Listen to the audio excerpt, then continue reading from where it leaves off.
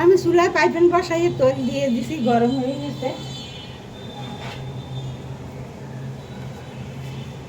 মাছে হলুদ মরিচ মাখাইয়ে মিনিট করে রাখছি। হলুদ মাছগুলা দিয়ে দেয় তৈলের মধ্যে, এই দিয়ে দিতে আছি।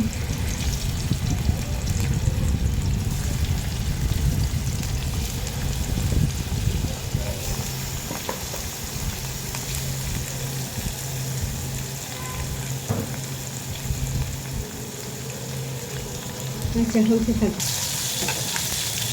মাছগুলা একটু ভাজি হয়ে গেছে, আর একটু উল্টাইয়ে দেয়।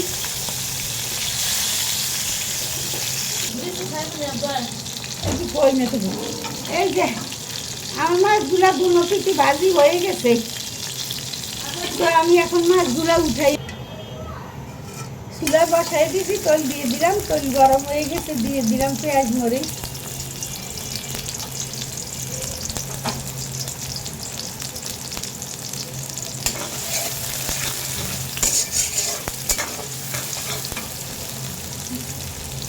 এই তরকারির সময়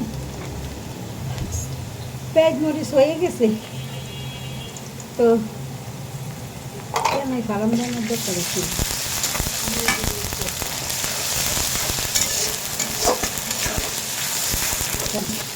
আসসালামু আমি আজকে নতুন রেসিপি নিয়ে হাজির হয়ে গেলাম। তো এখানে চুলা পেঁয়াজ মরিচ বসাই ভাজা নিলাম।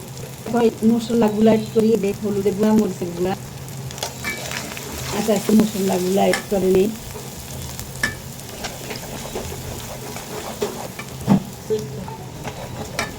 ধনিয়ার গুঁড়া,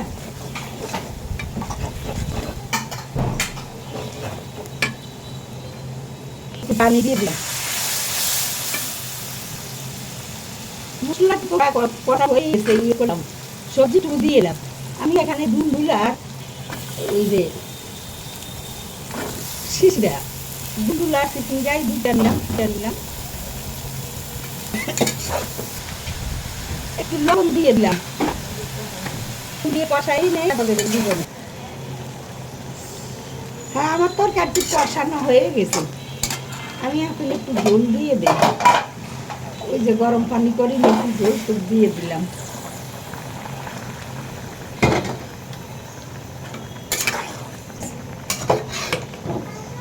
আমি মাছটুকু দিয়ে দেই।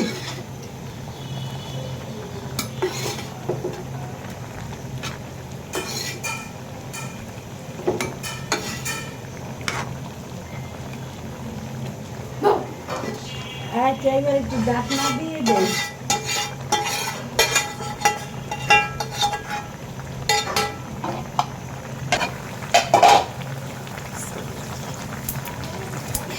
আমার তরকারিটুকু হয়ে গেছে, আমি উপর দিয়ে একটু ইয়ে দিয়ে দিতেছি, ধনিয়া পাতা দিয়ে দিতেছি।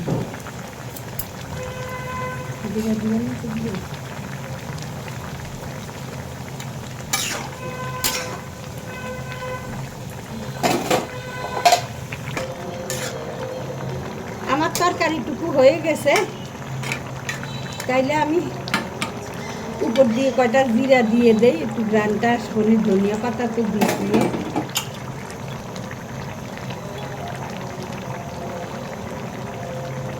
তো আমি এবার পরিবেশন করে, এই যে আমার রেসিপিটুকু হয়ে গেছে, আলহামদুলিল্লাহ অনেক মজা হয়েছে। দুল দিয়ে মাছ দিয়ে সবাই তো পাক করেন, সবাই তো জানেন, তারপরেও সবাই দেই, একটা উৎসাহ লাগে, আনন্দ লাগে, এই আর কি। এই যে লিচু, কে খাইবেন? খাইবেন কি না লিচু? এই যে লিচু, এই যে আম আছে, লিচু আছে আমার। এই যে তরকারি হয়ে গেছে, এখানে পাট শাক রান্না করছে আজকের রেসিপি দুটোই। তারপরেও বাসি তরকারি আছে, আগে বাসি তরকারি আছে, কিন্তু এখন মাত্র এই দুইটাই পাক করলাম। তাইলে রাখি বন্ধুরা, সবাই ভালো থাকেন, সুস্থ থাকেন, আমার জন্য দোয়া করবেন। চলেন আমরা এখন রেসিপিটা দেখে আসি।